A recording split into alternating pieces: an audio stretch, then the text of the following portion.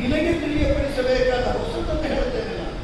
ನಾವು ಎಂತ ಕೋದಂಡವನ್ನೇ ಕಟ್ಟುವವರು ಇದು ನಮ್ಗೆ ಯಾವ ಲೆಕ್ಕಕ್ಕಲ್ಲ. ನೀನು ಕೋದಂಡವನ್ನು ಕಟ್ಟಿರಬಹುದು, ಆದರೆ ನೀವು ಸೇತು ಕಟ್ಟುವಾಗ ಕಲ್ಲು ಮರ ಪರ್ವತ ಹೊತ್ತು ಶರಣಿಗೆ ಸೇತು ಬರೆದಿದ್ದೀರಿ ಅಂತ ಹೇಳಿದ್ರೆ ನಾನು ಒಂದೊಂದು ಮಾಡಿದ ಸಾಧನೆ ಎನಿಸಿದ್ರೆ ನೀನು ಇಲ್ಲಿಯೇ ತಲೆ ತಿರುಗಿ ಬೀಳಬೇಕು. ಈ ಸೇತು ಎಲ್ಲ ಕಟ್ಟಬೇಕಿದ್ರೆ ಅಷ್ಟೆಲ್ಲ ಕಷ್ಟಪಡಬೇಕು. ಅಲ್ಲ, ನೀನು ಅಷ್ಟು ಊರಾಗಿ ಹೇಳುದು ಬೇಡ. ನೀನು ಮನೆಯ ತೋಡಿ ಒಂದು ಸಂಘಾದರೂ ಆಗಿದ್ದೀಯಾ? ಅಲ್ಲ, ನೀನು ನನ್ನನ್ನು ತಿಳ್ಕೊಂಡದ್ದಷ್ಟೇ. ನೀನು ಸಮುದ್ರ ಹೇಳುವಾಗ ಪಟ್ಟ ವಿಷಯ ಅಲ್ಲ ಅಂತೀವಿ. ಇದು ಮಾತಾಡುವವರು ಕಥೆಯೇ ಹೀಗೆ, ಹಾಗೆ ಮಾಡ್ತೇವೆ ಹೀಗೆ ಮಾಡ್ತೇವೆ, ದೊಡ್ಡ ಸೇತುವೆ ಕೊಡ್ತೇವೆ ಅಂತ. ಮನೆ ಹತ್ರ ಇರುವ ತೋಡಿಗೆ ಅವು ಸಂಘ ಆಗಿರುವುದಿಲ್ಲ. ಅಲ್ಲ, ಅವರಿಗೆ ಹೇಳಿಕೊಳ್ಳುವ ಯೋಗ್ಯತೆ ಇರುವುದಿಲ್ಲ. ನಾವಂತ ಸಾಧನೆ ಮಾಡಿದ್ದರಿಂದಲೇ ನಾವು ಹೇಳಿಕೊಳ್ಳುತ್ತಾ ಇರುವುದಿಲ್ಲ. ಎಂಥದ್ದು?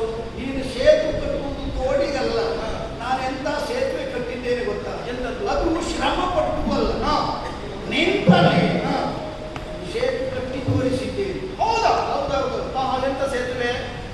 ಕುಂಬಿನಿಯಿಂದ ಸ್ವರ್ಗದವರೆಗೆ ಸೇತು ಕಟ್ಟಿದ್ದೇನೆ. ಆಕಾಶಕ್ಕೆ? ಅದೆಂತದಕ್ಕೆ ಆಕಾಶಕ್ಕೆ? ನನ್ನ ತಾಯಿ ಕುಂತಿದೇವಿ ಗಜಗೌರಿ ಪೂಜೆ ಆಗುವಾಗ ಜೀವಂತವಾದ